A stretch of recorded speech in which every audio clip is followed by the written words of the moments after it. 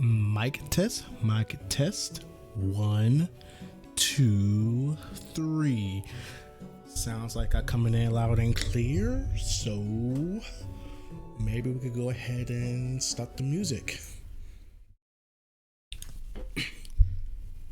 Let's see. Before we go live. Testing.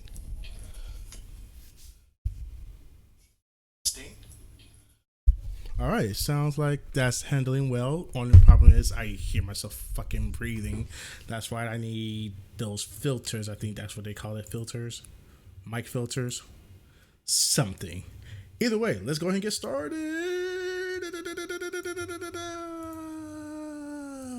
We could close this. Cool. All right, so hello everyone and welcome aboard. I hope y'all doing well. I'm doing well. And so I'm going to go on a rant. It's my thing. It's what I do. So what is Keobastein about to go on about today? All right. So one, if you people know me, you know I'm a gamer. It's what I do. I mean, then again, I'm on Twitch. Twitch is all about gaming. I mean, who streams anything but gaming? I mean, I know there are people who stream shows, but let's get back on track. I like to play games. I am primarily a fighting game player, so I like to play my competitive games, primarily fighting games, but I dip into other games and whatnot. But I like to play my adventure games. I like to play some RPG games and whatnot. I can enjoy those things. So, but where's the rant coming from? So here's the thing. There's currently going to be a Sonic collection release this year, which I'm personally looking forward to because, one, is to share it with a particular family member who I think will enjoy it, but also because this will be a re-release of Sonic Collection that actually offers us Sonic 3. So I've been looking forward to that, and many other people. So since we're now reaching close to the release date and whatnot, and people can pre-order it, we've been finding out what features are coming in with, say a game. So if you can see on my page, I have this tweet going on. So here's one thing that they got going on for a tweet.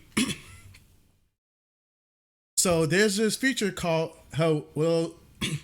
what's up, Yorkie? I haven't learned how to pronounce the name proper. I apologize. But yo, hope you're doing well. It's Thursday. We're close to the weekend. I'm going to have Saturday and Sunday off, and I'm going to look forward to that. Back to my point. So as you can see, this is mode they're offering in the Sonic Collection called the Anniversary Mode. And it reads as this. The Anniversary Mode provides a full screen display and offers players an infinite number of lives to keep the fun going without any game overs.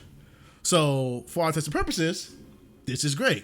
This is another way. Oh, Zerky. There we go. All right. Thank you for giving me the heads up on that. Appreciate it.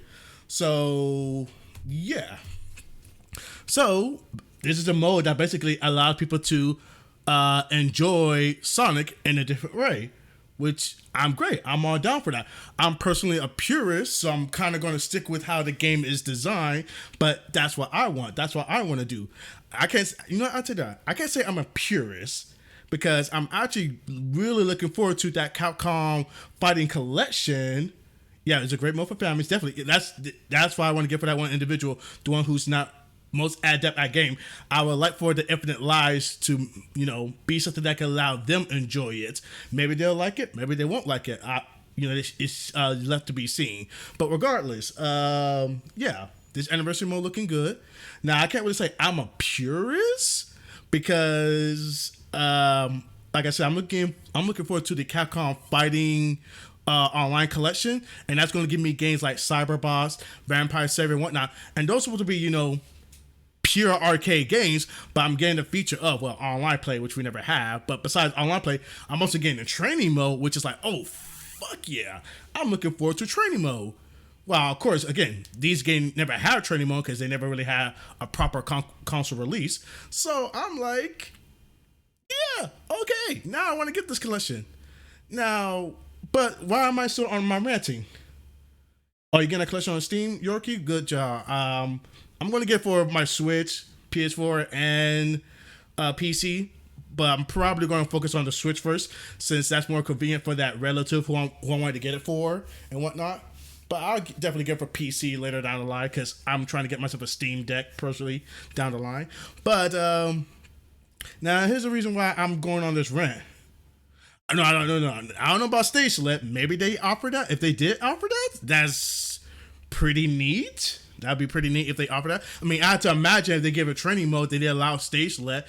Didn't that Capcom 35th anniversary offer stage select? I remember it having a stage select, so that's pretty cool. I don't know if you get that stage select in versus mode. That I don't know. I don't recall that. I have minimal experience with that. But I digress, so forgive me. Why am I ranting? So, let's look at this tweet. It says, "Glad we're at a point where platformers realize life systems are a relic of the past and aren't a necessity for gaming." Now, for the most part, this is just a person expressing their opinion for the most part, so there's nothing really, anything to get up in arms on. They're just saying, oh, I prefer this thing.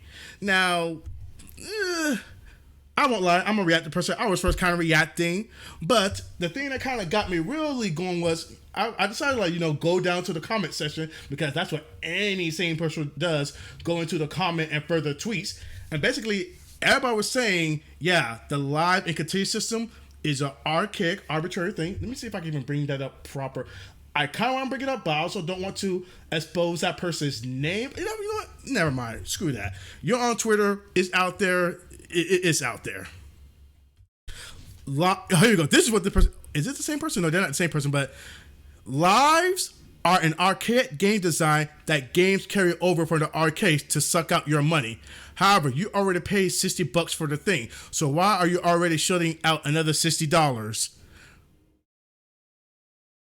Worth noting that Sonic Origins and Crash Wars still give you the option to use lives. I think the option is important. Some people prefer that system. People that want to use lives shouldn't be shamed for it, and neither should people that don't want to use lives. Whether shamed or not is not, subjective, because for the most part, I only know a few games that kind of shame people for doing so, but I do understand that games want to use a system where if you choose to play our game in one way, either we will comment or we're going to lock out certain features, and I believe that's okay for the game developer to do that, because they have a vision of what their games are. I mean, for starters, if these same people who I know actually are anime fans, because a lot of anime fans and gaming fans cross-pollinate, they'd be like, yo, don't give me any English dubbing because I want the product as intended. In other words, they only want to hear the Japanese voices. They only want the translation to be completely Japanese translated to English, which is not really possible. But they're like, no, keep it as pure as possible. But then when it comes to gaming, no, I need it to fit my preference. And this is what kind of get me upset. Or better, this is the comment that really got me going. Lives are an archaic game design that carry over from the arcades to suck out your money. For starters, there is truth to that. That is true. There were designs for, hey, we are intentionally putting roadblocks so you don't keep playing forever. Which is actually necessary, because if games didn't exactly have an endpoint, then you could be playing forever. And let's be frank, while video game is supposed to be a recreational activity, something you enjoy, it is also a business for the people who make it. They are trying to make money off of it. And one of the practices of making money was doing some arbitrarily hard things, which not really the most happy thing, but technically there were also, do we have games that went so far as to make it ridiculously hard for you to play the games? Absolutely. But was that every game? Absolutely not. Not every game was made arbitrarily hard just for the sake of being hard. It was just, hey, perform well. Like for starters, Pac-Man, I don't think Pac-Man really got much harder after a certain threshold. It would just matter, hey, how well can you keep scoring and whatnot. And at the same time, there are people who play Pac-Man to the point where I think for starters, Pac-Man doesn't have an end. When you play Pac-Man, I think you go up to 40-something stages, and then the game just re-loops back to you to the first stage, because they're waiting for you to, basically lose. Because at the end of the day, they're just trying to collect your points. That's why we did needed a live system in these games. Otherwise, people would just be playing nearly forever and whatnot. So that's why there's a live system to make sure you don't keep playing forever. But then at the same time, we didn't got to a point where games start adding a definitive end to their game where, hey, here's the goal post or here's the goal line, either the final boss or you reach a certain score threshold or whatnot. So games eventually evolved to where we had an end point. Getting back to the thing that I want to talk about is, so they're saying this game design is archaic. Well, as I just mentioned, one, there was a intentional design to make sure there's an end point to the game, so the game doesn't go on forever. Who wants to sit there and watch a movie? How many times have people said they didn't care to watch Titanic because how long it was? They didn't care to watch Lord of the Rings because how long it's going. Hell, you got people saying they don't want to fucking watch One Piece right now because how fucking long it's going. I am one of those people. I do think One Piece is probably one of the greatest animes out there and everything. Whatnot. Is it for me? Fuck no, because when I first got into One Piece, it was all about we're going to get to One Piece, we're going to get a ragtag group together, and we're going to go to One Piece. Now, I do understand that there's a build-up to all that. That's cool. But once we got to the Crocodile arc and in the Crocodile arc, and we didn't go towards One Piece, or we didn't even get an idea of what One Piece is, or better yet, the Grand Line, that's when I bounced out. I'm like, I feel like I'm not getting the payoff of all the build-up you're doing. Does that make One Piece bad? No, but it wasn't my cup of tea. And then we even have games that even does that. We have games that keep going on and on and on until you, finish. That are what the survival modes are for many games. That's what the horde modes are in these zombie games, where you're meant to basically just keep, fighting until your last breath and whatnot. And people enjoy those games. I mean, even I think I haven't played them, but I think I'll enjoy them too. And whatnot. But going back to my point, and oh boy, I think I went on a tangent. My bad. Give me a second. My bad. Zerky, I wasn't checking you. The options are good in most every single player shoot 'em up home port I have. There are many modes, including ones where you have infinite credit and such. If you want to go for leaderboards with the wrong credit limit, there's a mode for that. Yeah, I'm definitely fine with games having that type of design philosophy behind, where you got modes for people who want to do one thing and modes for people who want to do other things. My thing that made me react to this tweet, that made me want to go ahead and put up my streaming thing, because I tell right now, a lot of the days I've been wanting to try to stream, but then I got so lazy, I'm like, nah, it's not really worth it. But the reason why I want to stream, because I want to put the my sentiment out there for my own sake, but also just so it's also in the air. Just because you prefer something over another doesn't mean your preference is absolute. I don't like how this thing is saying basically the live system is bad and should never ever be present. They're saying it was only designed just for the take of being a roadblock for a player and to take your money out. And now that you once you pay a game, you should no longer be expected to deal with that. I completely disagree. Because for one, monetary value changes for each individual. Just because you put in something doesn't mean you expect something. I mean, that doesn't mean you're entitled to something. Not at all. I don't believe in that. Not only that, I am also a person of the belief that I like my games to challenge me. I like when my games present me with a challenge and I get to put. Yeah, it's part of the game. If it's part of the game design, let it be. It's like, for starters, I don't play Dark Souls, but I know how there's a controversy of people who want From Software game to have an easy mode. And ironically, while I am a fan of Stephanie Sterling, of a sentiment of like, oh, I don't like how a gamer. I appreciate that Stephanie Sterling is an individual who brings current trends and, if anything, a lot of the skeletons of the gaming culture. But one of her videos that's about, the people are just elitists who want, the people who want From Software to add an easy mode, and the people who don't want From Software to add an easy mode. There are people who want it, and there are people who don't want it. And basically, she says, the people who don't want the easy mode are just being elitists and roadblocking people. And personally, I'm not a fan of that sentiment, because the developers have gone on to say, hey, this is how we design our game. This is how we want you to interact with our game. And that's the bottom line. And if that's what they want to do, I'm not respect that, because that is the artist's decision. Whether you think it makes it a better product or not is irrelevant. If that's what they want to do, then that's what they want to do. and whatnot. And I personally respect that. Hey, if that's what the artists want to do, fine. If that's how they want to create their game, fine. Maybe I can't speak too much since I am not a person who plays those type of games, but I'm also the opinion that like it's either deal with it or just don't play the game. There are plenty of other games they should be able to go out there to enjoy it. I won't even say that's an issue with gamers. That's an issue of many individuals in general. A lot of people just think, oh, a game should. Sorry, a lot of people feel something should be their way because they think their perspective is the right way, and I don't agree with that. And this is why I'm even doing this little video. I'm not sure if I'm gonna. This is why I'm currently streaming right now because I want to say, hey, I disagree with what you're saying. Not because I want to just be a contrarian and be a disagreeing or be confrontational. It's rather, hey, I'm a person that actually values a live system. It is great that they're offering this. I'm not saying, oh my goodness, no, they're offering this anniversary mode that's going to make the game quote unquote easier or whatever, or it's modifying the game. Because again, as I just said, I am pretty much loving the fact that Capcom Fighting Collection is giving me all these pretty much arcade only games with features that are pretty much only expected of this modern era of a training mode, an online mode, frame data, and whatnot. That wasn't part of the arcade experience or the purist experience, so I'm glad I get those as an option.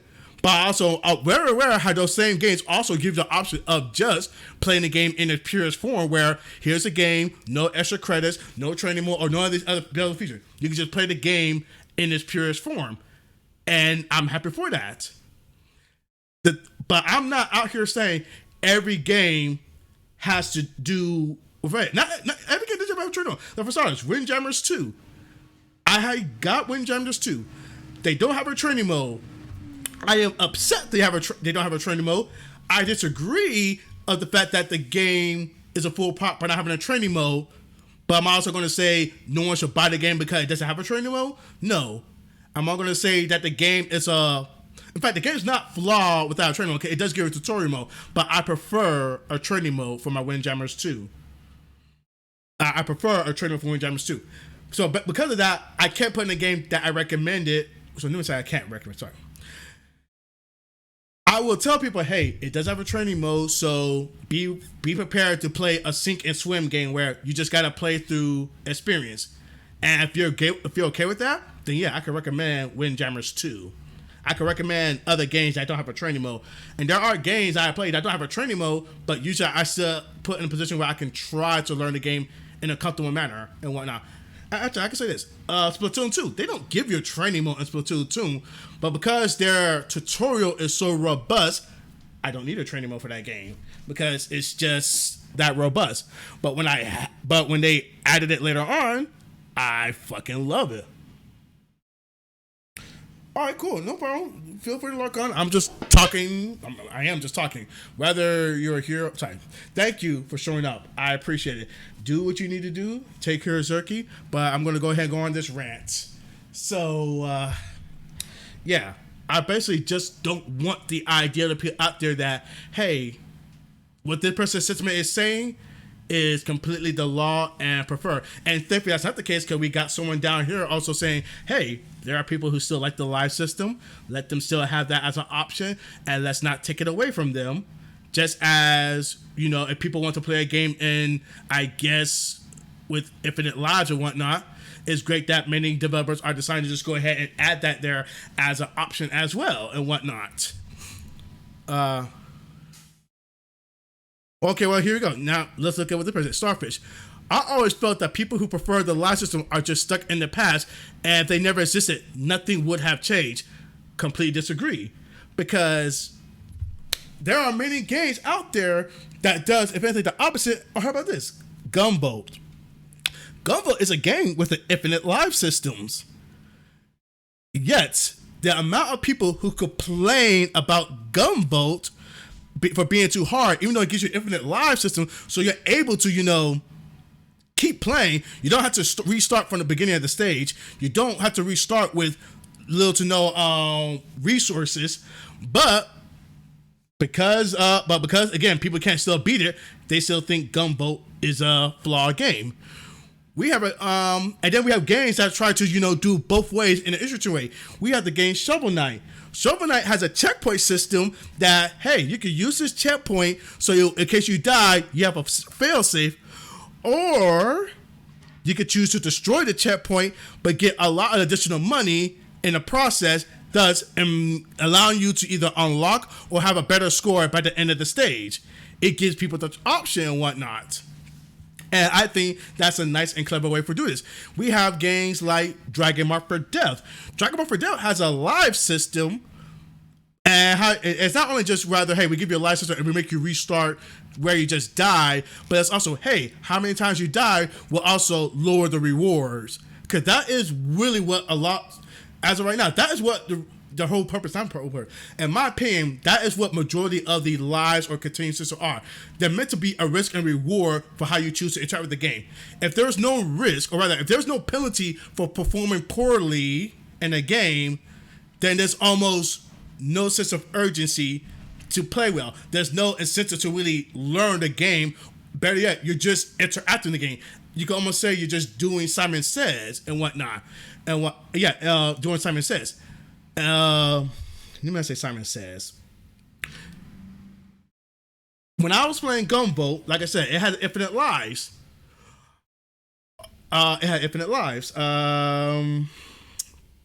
When I saw the result screen and it say, hey, you died 25 amount of times, I wasn't happy that I won. I'm like, damn, I died 25 times. My performance was terrible. I'm not happy about that. What did I choose to do? I went back into that stage and try to beat it again, dying less times, beating it much faster, and just outperforming. Because for me, that is what was the drive for me. Me just beating it was not enough. I wanted the game to tell me I did well. I want the game to be like, yo, you're fucking good, bro. Do that. Where am I going? Yeah, bro, I that's what I wanted. That's why when I do play like Super Crush KO in my previous streams, you'll see that once I start getting low life or I lost, I'm like, fuck it, starting over. Why? Because I know if I continue, that's gonna be a mark against my score. And I'm like, nah, I want to score high. I want to perform well. I feel like Kieran Pratt, did I just say my name? Fuck it. Or I feel like Keobastein can play fucking better than this. He can perform better than this. I know I can do better than this. And that's why I chose to restart and Super Crush KO when I play that game and whatnot. Because I care about my performance. I care about how I play and whatnot. Am I saying someone else needs to have that same burden put on them? No, absolutely not. But Super Crush KO was designed with like, hey, we're going to give you 4 lives. And every time you choose to use a life, we're going to decrease your score. If you want, you can keep pushing forward, but just be aware that that is a penalty of when you die. You are going to have to replay a portion of the stage if you didn't get to a checkpoint, and you still got limited continue. That's what the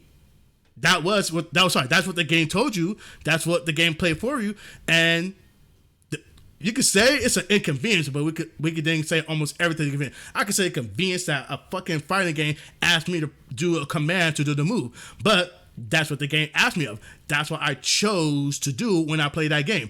I can't criticize a game for something I chose to partake in and whatnot. Like right now, the Dungeon Fighter Duel. Dungeon Fighter Duel didn't give me a training mode, so I chose to not participate in it. I can't say the beta was bad because it did that. I just chose, hey, I'm not going to participate in it. Obviously, they have a different goal in mind with the Dungeon Fighter Duel, thus I chose to step away from that. And like, I'll come back to this when I feel interested and whatnot. That was the best example I could think of in my current head, but I'm thinking what else I can do or say. But yeah, this is kind of why I'm doing this video. I am so disappointed in how we're in this age where people have to have games cater to them and not accept the product as it is, and if the product is not what you like, then just don't play it. I don't play fucking Monster Hunter games even though I bought it, which forgive my friends for who wanted me to play it, but the reason I play Monster Hunter because their game is like, hey, we want you to grind and make sure you prep throughout the whole game before you go handle a mission, or worse, you could be put in missions that you can't beat because you don't have the proper prep work, and I'm like, fuck that. Is the game bad for that? No. But the game's not for me because I don't want to do the whole prep work. That is me choosing to cheat myself out of the experience of playing Monster Hunter because I don't want to do what the game is asking of me. That's not a flaw of the game. That is my preference. I don't want to do the prep work of building up my armory, going to fight a monster, and then after killing the monster, I have to rely on the RNG, in other words, random number generator, for me to get the drop I need. I am not a fan of that. I am not a fan of that design. I don't think the design's bad because that is actually a way for people to keep coming back. It is, like, that's what makes people want to replay games. It is an artificial way of doing replays, which I am not a fan of. Well, so I didn't take that back. It's another form of incentivizing people to keep playing something over and over again, and that is fine. That is a fine design. There's nothing wrong with that, but it's also not my preference. That's why I choose to not play Monster Hunter. But we have these individuals here saying, fuck the live system, fuck continues, it is a poor and bad design, and it should not exist whatsoever. And I am a complete disagreement. Like, no, that is not the mentality we should have. That is not the thought process we go. Where you're saying you want your way and only your way, and that is not fair to me. That's not fair to the next person who appreciates it. It's not fair for people who have yet to experience the game and want to try it and experience it that way. It's not fair to the developer who designed the game with that way and intention in mind. It's not fair. And I really am disappointed that this is kind of where we're at in this age. So let's go ahead and look at furthermore. Super Meat Boy may not be the reason why the live system is gone, but I'm crediting it that way. Like, I mean, we have many games that didn't have live system. I mean, if I'm correct, Sharon the Wanderer, well, no, I think I did have a live system. It was definitely one of the first adopters of the idea. I disagree, if I'm correct. I think I disagree. I'm pretty sure there were games before Meat Boy that does it, but that's where we're in. People go attribute it to what is the most popular thing that does something. And yeah, because I am pretty confident we have, no, fuck it. You did had old shoot 'em up games where as long as you keep putting continues in, or beat 'em up games, as long as you're putting continues in, put quarters in, then you could say you had infinite lives. You could say that. But not only that, you also have games where you can earn your lives, earn the additional lives. And that was actually another incentive to also play the game well. If you play the game well, you got additional lives. That was the intention and point. And I'm pretty sure we can say Kirby also has infinite lives. I'm sorry. I'll say it. I'm pretty sure Kirby Superstar has infinite lives because I don't think you're forced to restart the game back from the beginning over. You may have to restart the stage. No, I don't think you start the whole stage. You start back at the last checkpoint. You just keep going. I don't think there was a live system in Superstar, but I'm not. I will hesitate and say maybe I'm wrong in that regards. But you know what other games also does this? Your fucking mobile games. Your mobile games go, hey, you just died. You want to keep going? Pay us more money. Put up more of your resources. Put up this currency that we asked for. These are games that don't have the technically limited live system, but they just ask you, hey, give us something in the process to do so. And that was the same thing with these old games. Old games like, hey, you want more lives? Perform better. Play better. Or put more quarters in. You had your option. You had your choice.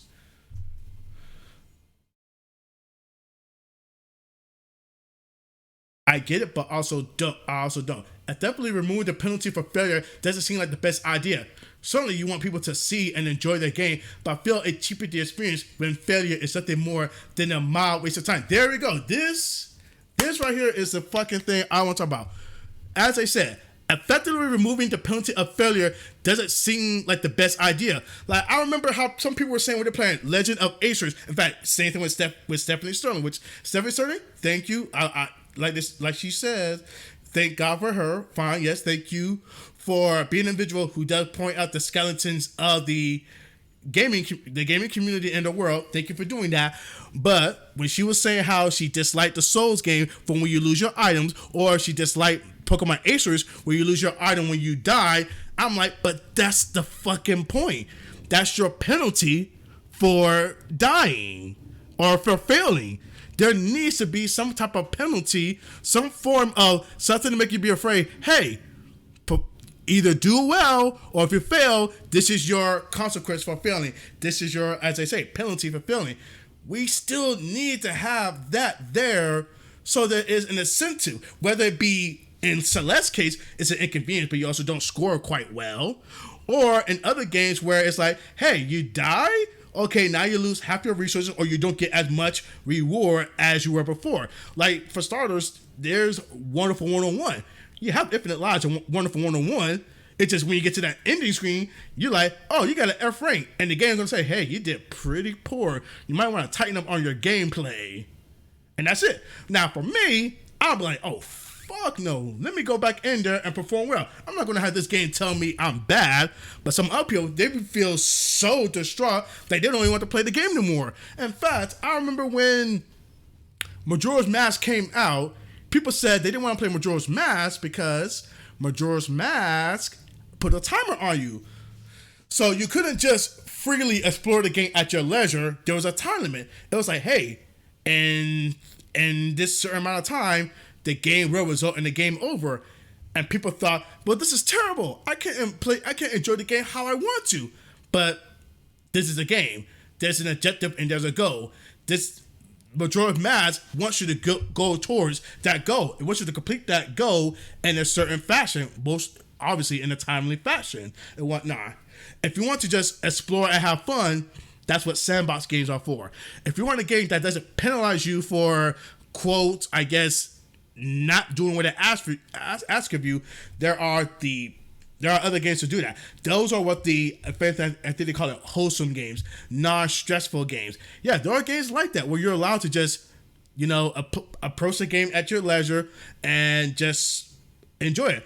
I mean, that's what the point-and-click games are for. Usually you don't have any punishment for point-and-click games, just the fact that you didn't get the net scene, so try again, do it again. There usually is no death. Like people were saying in Monkey Island, I think Monkey Island, there's like technically only one way to get a game over Monkey Island. Otherwise, it's a matter of just trial and error or until you do what the game asks you to do. There is no, well, you fail. There is no game over per se. You have games that does that for you. Asking for every game to do that, I disagree. I disagree vehemently. All right, this is going on to about an hour. You know what? Let's go ahead and I haven't eaten breakfast yet. I'm not sure if I'm gonna go back to streaming a game or not. But yeah, let's go ahead and let's wrap this up. I think I got my point across. I am glad to see that there are people who are saying that are in disagreement of it. But I'm also just as scared about how the people are just saying, yeah, this thing shouldn't be here altogether. But I guess that's the reality we live in. But all right, thanks for joining me and see ya.